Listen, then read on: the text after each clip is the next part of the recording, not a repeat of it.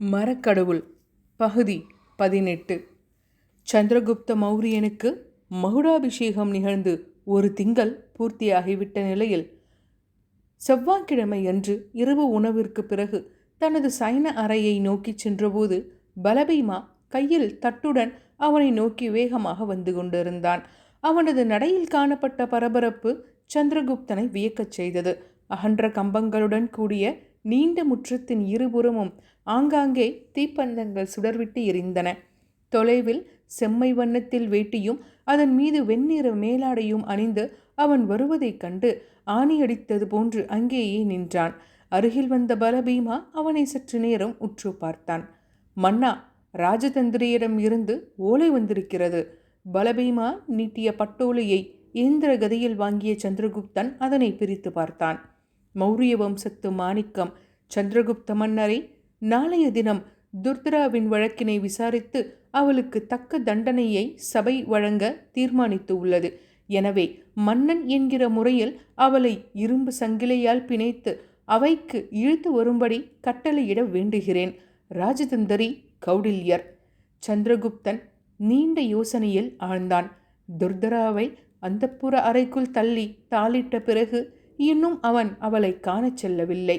அவளது நம்பிக்கைக்கு உரிய தோழி ஒருத்திதான் அவ்வப்போது அவளது அறைக்கு சென்று அவளுக்கு தேவையானவற்றை அளித்து வந்தாள். துர்தரா மிகவும் பண்பட்டு விட்டதாகவும் தன்னிடம் மிகவும் அன்பு செலுத்தி வருவதாகவும் அமரா இவனிடம் தெரிவிக்க அவனது உள்ளத்தில் அவள் மீது கொண்டிருந்த மென்மை இப்போது பிரேமையாக வடிவெடுக்க துவங்கியிருந்தது. அதனை கண்டவன் அவனுடைய ஆருயிர் நண்பன் பலபீமாதான். வனவாசியான பலபீமாவுக்கு அரண்மனை பெண்களின் ஆடம்பர அலங்காரங்கள் கண்களுக்கு குளிர்ச்சியையும் இதத்தையும் தந்து கொண்டிருந்தது. அரண்மனை பெண்களை அவன் ஆர்வத்துடன் நோட்டம் விடுவான். அவர்களது செயற்கை பூச்சுக்களும் குழைவுகளும் நறுமண மலர்களும் ஜொலித்த ஆடை ஆபரணங்களும் அவனுள் ஒரு கிறக்கத்தையே உண்டு பண்ணியது. இன்னும் குறிப்பாக சந்திரகுப்தன் அன்று பதவி ஏற்றபோது அங்கே அவர்களுக்கு ஒரு சுதந்திரமான ஒரு விருந்து நடந்தது. பானங்களை பரிமாறிய பிரவாலமுகி என்கிற பெண்ணின் மீது காதலை கொண்டு விட்டான் பலபீமா. எனது காதலியை காட்டுகிறேன் வா என்று விருந்துக்கு மறுநாள் சந்திரகுப்தனை அழைத்து கொண்டு குதிரைலாயத்தின் மீது இருந்த சேடி பெண்களின் ஜாகைக்கு அருகாமையில் திரிந்து கொண்டிருந்தான். அப்போது அங்கே பிரவாலமுகியும் படியிறங்கி வந்து கொண்டிருந்தாள். அதோ அதோ அவள்தான் எனது காதலி என்று ஆர்வத்துடன் சந்திரகுப்தனுக்கு சுட்டிக்காட்டிய பலபீமா திகைத்தே போனான். முந்தைய இரவு நிலவிய அழகு எங்கே போனது? தேனை பிழிந்தெடுத்த பின் சக்கையாக கிடக்கும் தேன் அடையை போன்ற அவளது முகம் அவனது இதயத்தை நொறுங்கச் செய்தது. சந்தா, உனது அரண்மனையில் எல்லாமே போலி. உனது அரண்மனை பெண்கள் அனைவருமே செயற்கை அழகு உடையவர்கள்தான். இரவில் பூக்கும் அல்லி கதிரவனின் கதிர்கள் தோன்றியதும் சூம்பி விடுவதைப் போல இரவில் மட்டுமே அழகாக விளங்குகிறார்கள். நமது விரிஞ்சிவனத்து பெண்களின் அழகுக்கு நிகராக இந்த அரண்மனையில் யாரும் கிடையாது. பலபீமா கூறியவுடன் சற்றென்று தன்னையும் அறியாமல் சந்திரகுப்தன் பதில் கூறினான். யார் சொன்னது? இந்த அரண்மனையில்தான் வையகத்திலேயே தலை சிறந்த அழகி ஒருத்தி இருக்கிறாள். அவளது அழகிற்கு முன்பாக அந்த இந்திரலோகத்து சுந்தரிகள் கூட நிற்க முடியாது. சந்திரன் கூறியதும் அவனை பிரமிப்புடன் நோக்கினான் பலபீமா. யார் அவள்? துர்தரா. அந்த ஆணவ பிசாசையா பேரழகி என்று கூறுகிறாய்? பலபீமா கூறியதும் சந்திரனின் முரட்டுக்கரம் அவனது புஜத்தை பற்றியது. அவனது நகங்கள் பலபீமாவின் தேகத்தில் கீறல்களை உண்டாக்கின. இன்னும் ஒருமுறை உனது ஆருயிர் நண்பனின் மனதுக்கு இனியவளை பிசாசு என்று நீ கூறினால் அதை நான் பொறுத்து கொண்டிருக்க மாட்டேன். துடித்து போனான் பலபீமா. சரி சரி, அதற்காக என்னை காயப்படுத்தாதே. நீயே பல தருணங்களில் அவளை அழகிய பைவாசம் என்று கூறியிருக்கிறாய் அல்லவா? அவள் எனக்கு உரியவள். அதனால் நான் அவளை எண்ட வேண்டுமானாலும் கூறலாம். உனது நண்பனின் எதிர்கால மனையாளை நீ கேவலமாக பேசக்கூடாது. சந்திரகுப்தனின் குரலில் எரிச்சலும் ஒரு பயமும் தோணியது. பலபீமா உறைந்து போனான். உனக்கு உரியவளா? அவளை யமனுக்கு உரியவளாக மாற்றுவதற்கு உனது ஆசான் கௌடில்யர் பிரயத்தனப்பட்டு கொண்டிருப்பது உனக்கு தெரியாதா? பலபீமா கேட்டபோது அவனுக்கு பதிலளிக்காமல் விருட்டென்று அந்த இடத்தில் இருந்து விரைவாக நடந்து சென்று விட்டான். இப்போது சந்திரகுப்தரிடம் அந்த பட்டோலையை நீட்டிய போதே பலபீமாவின் புருவங்கள் இரண்டும் கேள்விக்குறிகளாக வளைந்திருந்தன. அந்த பட்டோலியில் உள்ள விவரத்தை அவன் ஏற்கனவே யூகித்து விட்டிருந்தான். புஷ்பபுர அரண்மனை முழுவதும் அரசல் புரசலாக பேசிக்கொண்டு தான் இருந்தார்கள்.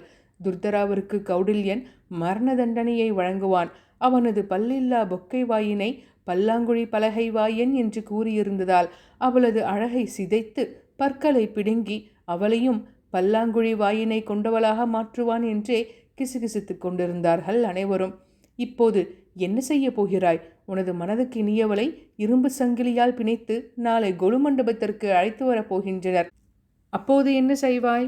உன்னுடைய மனதிற்கு இனியவளான துர்தரா பக்கம் நிற்பாயா, இல்லை உன் மனதிலே ஆலயம் கட்டி பக்தி கொண்டிருக்கிறாயே உன்னுடைய குருநாதர், அவரின் பக்கம் இருப்பாயா? பலபீமா கேட்டான். என்ன செய்ய போகிறான் இவன்? தன்னையே கேட்டுக்கொண்டான் சந்திரகுப்தன். மன்னர் பதவி ஏற்றதுமே ஓடிச் சென்று துர்தராவை தனது அந்தப்புறத்திற்கு அழைத்து வந்து அவளை தனது மனையாளாக அறிவிக்க வேண்டும் என்றே நினைத்திருந்தான். அவளது குணத்தில் சற்றே மாற்றம் வர வேண்டும் என்றே அவளை அறையினுள் அடைத்து வைத்திருந்தான். ஆனால் குருநாதர் அவளுக்கு நாளையே தண்டனை வழங்க வேண்டும் என்கிறாரே. யோசனையுடன் தனது சயன அறையினுள் முடங்கினான். மீண்டும் மீண்டும் தனது கரத்தில் இருந்த பட்டோலியை வாசித்தான். துர்தராவின் மீது அவனுக்கு ஏற்பட்டிருந்த காதலுக்கு அணைபோட்டு இதயத்தின் ஆழத்தில் புதைத்திருந்தான். ஆசான் கௌடில்யனின் முழு வெறுப்பிற்கும் உரியவளாக இருந்தால் துர்தரா. தனது இதயம் நேசிக்க துவங்கி இருப்பதை ஆசான் யூகிக்க கூடாது என்பதற்காக அவளை பற்றிய கடுமையான விமர்சனங்களை செய்து கொண்டிருந்தான். குருவே, என்னை அவள் காட்டுமிராண்டி என்று அழைத்ததை கூட நான் பொறுத்து கொள்வேன். தங்களை இழிவுபடுத்தியதை என்னால் மன்னிக்கவே முடியாது. தாங்கள் எனக்கு உத்தரவு கொடுத்த அடுத்த கணம் அவளது மயில்தாருகியின் கால்களை முறித்து வீசியது போன்று அவளது குரல் வலையை முறித்து அவளது பிணத்தை விருஞ்சி ஆற்றில் வீசி எறிவேன் என்று சூளுரைத்திருந்தான். ஆனால் அந்த வீரவசனம் பேசப்பட்டது துர்தராவின் மீது அவன் கொண்டிருந்த மென்மை காதலாக மாறுவதற்கு முன்பாக. இதயத்தில் அவள் மீது கொண்டிருந்த நேசத்திற்கு அவன் அணை ஒன்றை எழுப்பியிருந்தான். ஆனால் அவனது மனம் என்கிற வானரம் அந்த அணையின் ஒவ்வொரு கல்லாக பெயர்த்தெடுத்து அவனது காதலை பிரவாகமாக பெருகச் செய்து விட்டது. எனவே ஒரு நாள் கௌடல்யரிடம் பேசிக்கொண்டிருந்த போது, குருவே, தங்களை இழிவுபடுத்திய துர்தராவின் கையால் தங்களுக்கு வெற்றிலை மடித்து கொடுக்க செய்வேன். எனது தாய் ராஜமாதா அமரேந்திரியின் அந்தப்புற சேரியாக அவளை மாற்றுவேன் என்று புதிய சூளுரை ஒன்றை செய்ய கௌடல்யரின் புருவங்கள் நெறிந்தன. ராஜ்யத்திற்கு மட்டும் தந்திரி இல்லை அவன், மதியுக மந்திரியும் அல்லவா? மிருகமாக, மன்னனாக, வேதியனாக, சுந்தரியாக, மதியட்ட கிறுக்கனாக என்று தான் எதுவாக இருந்தாலும் அச்சமயங்களில் தனக்கு உணர்வுகள் எப்படி இருக்கும் என்று எல்லா உணர்வுகளையும் அனுபவித்து ஆண்டவனாயிற்றே. சொற்களில் துணிக்கும் உணர்வுகளை கொண்டே ஒருவனின் மனநிலையை அறிபவனாயிற்றே. சந்திரகுப்தன் முன்பு செய்த சூளுரையில் காணப்பட்ட சினம் இப்போது இந்த சூளுரையில் பிரதிபலிக்கவில்லை என்பதை புரிந்து கொண்டான். தேனில் ஊறிய பலாச்சுளை போன்று துர்தராவின் பெயரை உச்சரிக்கும் போதெல்லாம் சந்திரகுப்தனின் செவிகள் சிவந்து அவை புல்லரித்து போவதற்கு அடையாளமாக பரவச கொப்புளங்கள் வெடிப்பதை காண தவறவில்லை. சந்திரகுப்தன் முழுவதுமாக துர்தராவசம் தன்னை இழப்பதற்குள் அவளுக்கு தண்டனையை நிறைவேற்றிவிட வேண்டும் என தீர்மானித்து விட்டார் கௌடில்யர். எனவேதான் மன்னரிடம் பட்டோலியை சேர்த்து விடும்படி அவனது அந்தரங்க தோழன் பலபீமாவிடம் தந்திருந்தான். மஞ்சத்தில் சரிந்த சந்திரகுப்தன் பட்டோலியை மீண்டும் ஒரு முறை பார்த்துவிட்டு சற்றே குழப்பத்துடன் சாளரத்தின் வழியாக விண்ணில் சிதறியிருந்த தாரகைகள் கூட்டம் நோட்டம் விட்டான். இவனது மனம் துர்தராவை நாடத் துவங்கிவிட்டது. ஒருவேளை குரு உனக்கு அரியாசனம் வேண்டுமா, துர்தரா வேண்டுமா என்கிற கேள்வியை கேட்டிருந்தால், பிபத்தனந்தனுக்கு அரியணையை கொடுத்து விடுங்கள் ஆசானி, எனக்கு துர்தராவை தாருங்கள் என்றுதான் கேட்டிருப்பான். ஆனால் ஆசான்தான் அவனுக்கு அந்த வாய்ப்பையே நல்கவில்லையே. துர்தராவையும் தானநந்தனையும் பழிவாங்கத்தானே இந்த ஆட்சியையே வீழ்த்தினார் இவர். எனக்கு துர்தராவை தந்துவிடு. சந்திராவின் காதல் இதயம் அவனிடம் இறைஞ்ச துவங்கியது. சற்று பொறு. அவனது பெயரில் பின்பாதியான குப்தன் எனும் சிந்தனை அவனை எச்சரிக்கத் தொடங்கியது. காட்டுவாசியான உனக்கு உனது தாயையும் அடையாளம் காட்டி அரியணையையும் அளித்து கீர்த்தியையும் பெருமையையும் அளித்திருக்கும் ஆசான் கௌடில்யரின் சொற்களை மீறி அந்த ஆணவக்காரியை நேசிக்கிறாயே. நாளை மஞ்சத்திலே உறங்கும்போது உன் கதையை முடிக்கக்கூடிய குணம் உடையவள் அவள். அவளை நேசித்து ஆசானை வஞ்சிக்கப் போகிறாயா? சிந்தையின் எச்சரிக்கை மற்றும் இதயத்தின் இறைஞ்சல் இரண்டிற்கும் நடுவே சிக்கிய சந்திரகுப்தனின் மனம் துலாக்கோலின் முள்ளினை போன்று இப்படியும் அப்படியும் துடிதுடிக்க, பிறகு இயலாமை ஏற்படுத்திய சினத்தினால் தனது கையில் இருந்த பட்டோலியை சுருட்டி சாளரத்தினை நோக்கி வீசி எறிய, அது திரைச்சீலை ஒன்றில் மோதி அங்கிருந்த பூச்சாடியின் மீது விழுந்து அந்த சிறிய பூச்சாடியும் கவிழ்ந்து மலர்கள் சிதறிவிட்டன. பழங்களை நறுக்குவதற்காக பூஜாடி அருகே வைக்கப்பட்டிருந்த கத்தி வரிசைகளும் சிதறி விழுந்தன.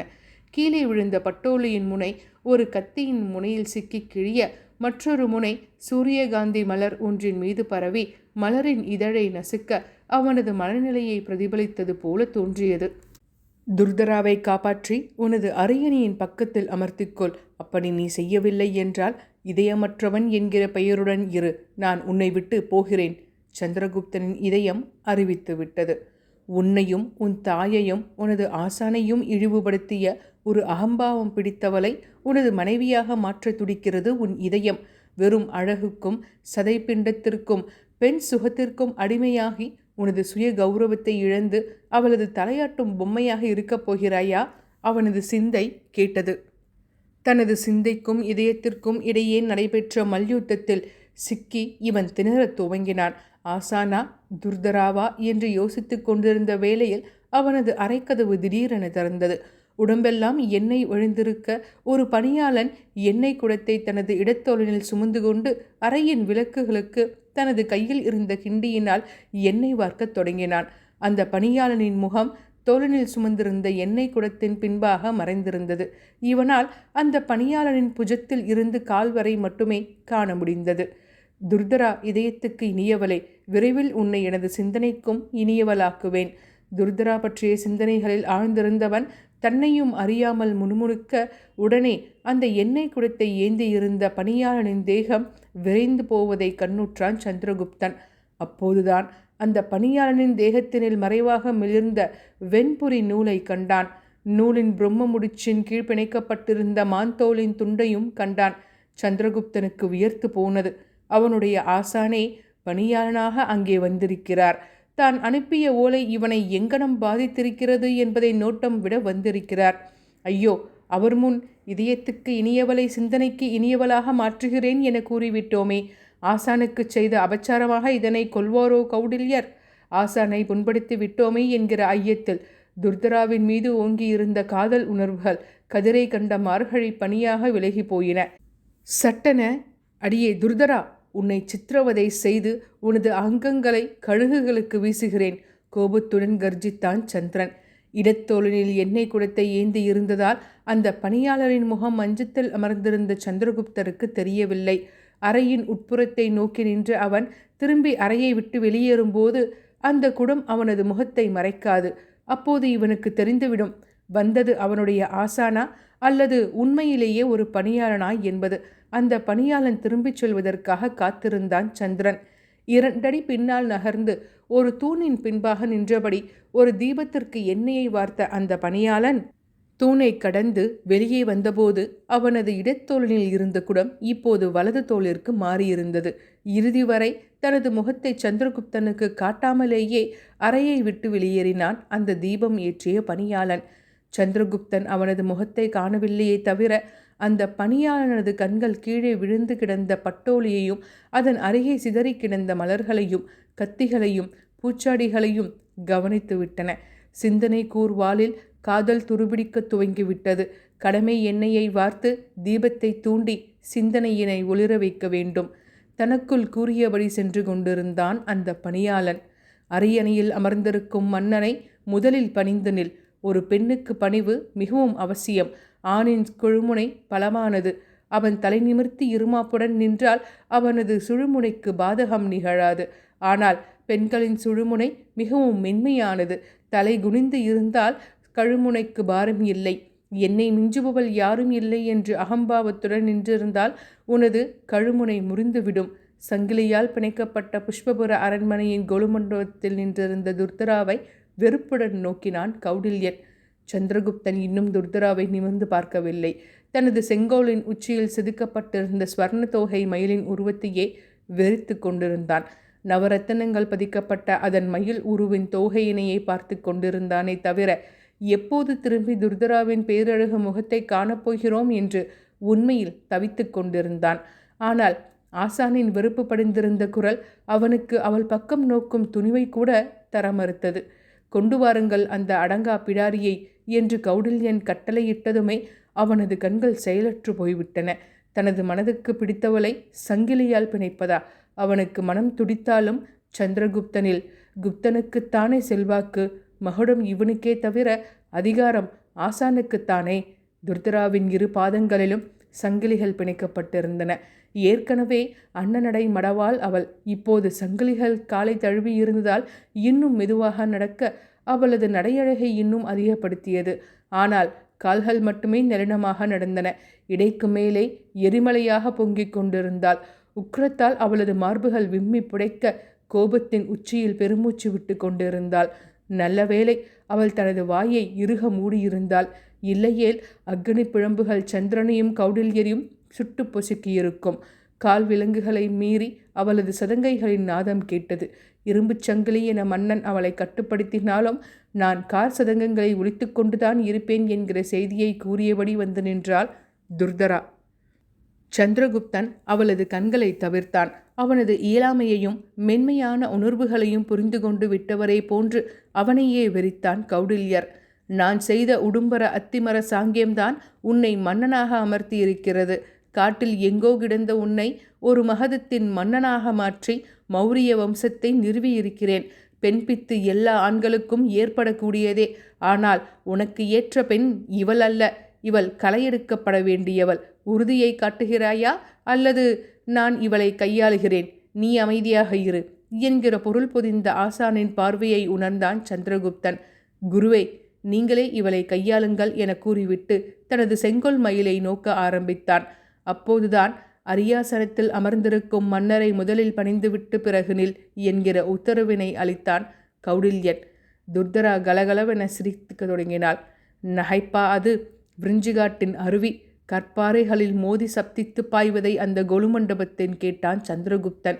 இவளிடம் எல்லாமே நேர்த்தியாக இருக்கிறதே, பெண்களிடம் இவ்வளவு வசீகரங்கள் உள்ளதா?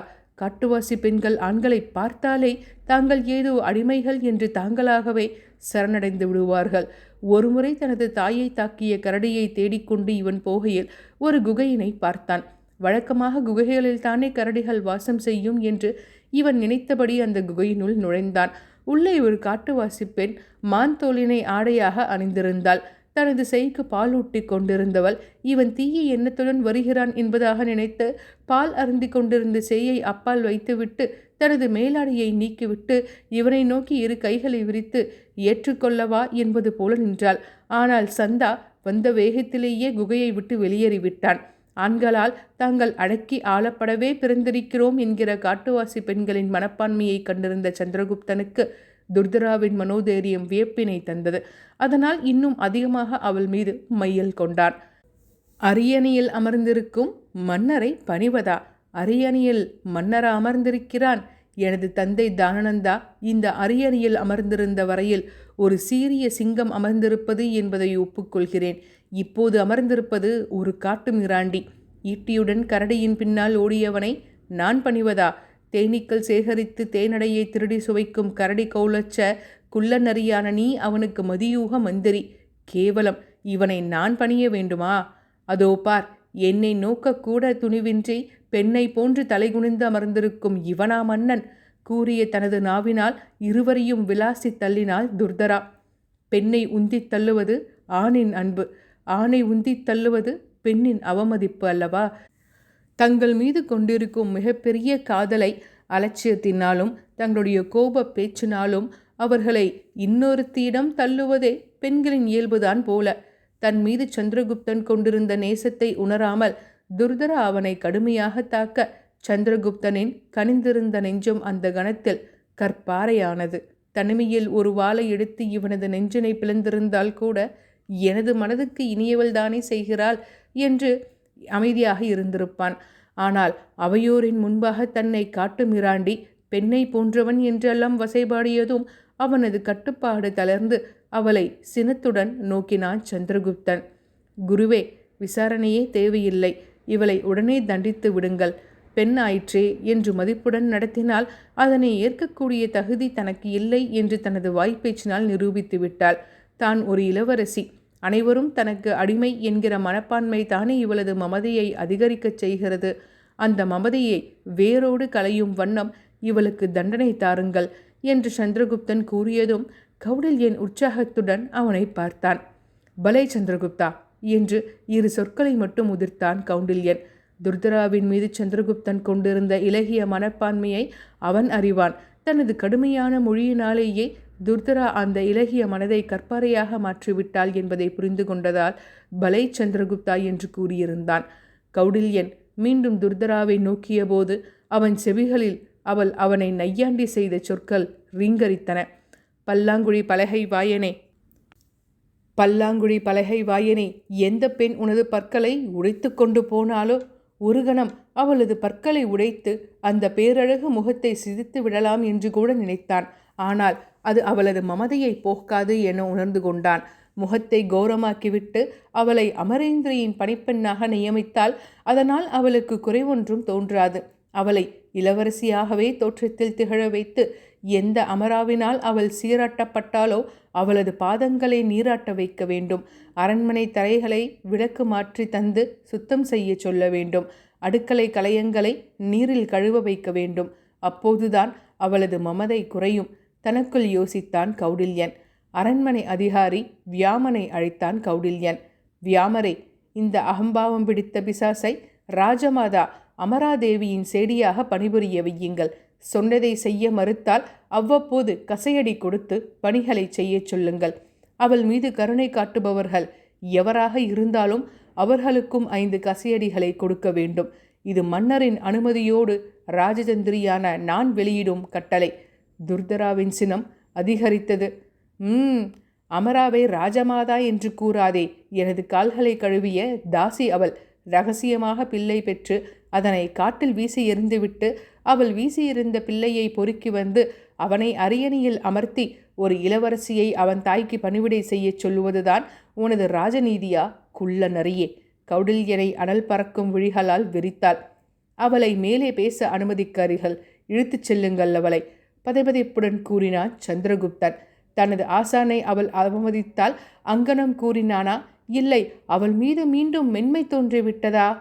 காவலர்கள் துர்தராவை இழுத்து கொண்டு செல்ல கடைசி வரை சந்திரகுப்தனை திரும்பி வெறுத்து நோக்கியபடிதான் சென்றாள் துர்தரா. அந்த பார்வையின் பொருள் என்ன? சந்திரகுப்தனுக்கு புரியவில்லை.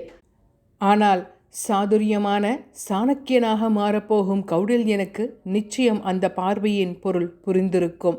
ஆனால் அவன் அந்த பார்வையை கவனித்தானோ இல்லையோ, காரணம் அவனது பார்வை சந்திரகுப்தனின் மீதே பதிந்திருந்தது. துர்தரா தனது சேடி பெண்ணாக நியமிக்கப்பட்டிருக்கிறாள். அவளது ஊழியத்தை ஏற்று அவளை கடுமையாக நடத்த வேண்டும்.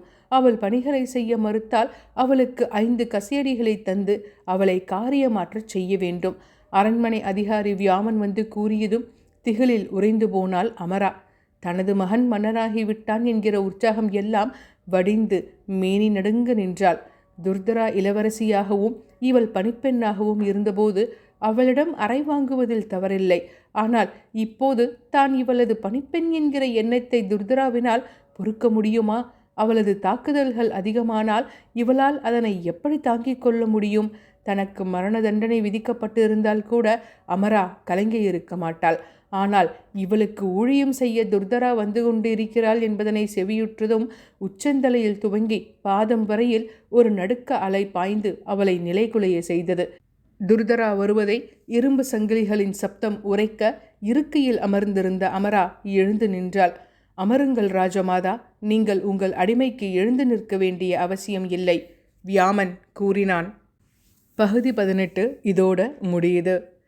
ஸோ அடுத்த எபிசோடில் துர்தரா அமராட்டை எப்படி பிஹேவ் பண்ண போகிறா, இதுக்கு அடுத்து கதைக்களம் எப்படி போக போகுது, இப்போ கௌடில்யராக இருக்கிறவர் எப்படி எங்கே சாணக்கியராக மாறினார், சந்திரகுப்த மௌரிய வம்சம் எப்படியெல்லாம் அடுத்தடுத்து நிகழப்போகுது அப்படிங்கிறத தொடர்ந்து என் கூட கதைகளை கேளுங்க. நான் ஒவ்வொரு எபிசோடாக அப்லோட் பண்ணுறேன். இந்த கதையை நீங்கள் ஃபஸ்ட் டைம் கேட்குறதா இருந்தால் இதோட ப்ரீவியஸ் எபிசோட்ஸை நான் டிஸ்கிரிப்ஷனில் ப்ளேலிஸ்ட் லிங்காக கொடுத்துருக்கேன். அதில் கேட்டுட்டு வாங்க. அப்போ தான் இன்னும் ரொம்ப ட்விஸ்டிங்காக ரொம்ப சஸ்பென்ஸாக சூப்பராக போகும் இந்த கதை. இது வரைக்கும் சப்ஸ்கிரைப் பண்ணல அப்படின்னா சப்ஸ்கிரைப் பண்ணிடுங்க. உங்கள் ஃப்ரெண்ட்ஸ் யாருக்காவது கதை கேட்க பிடிக்கும் அப்படின்னா மறக்காமல் ஷேர் பண்ணிடுங்க.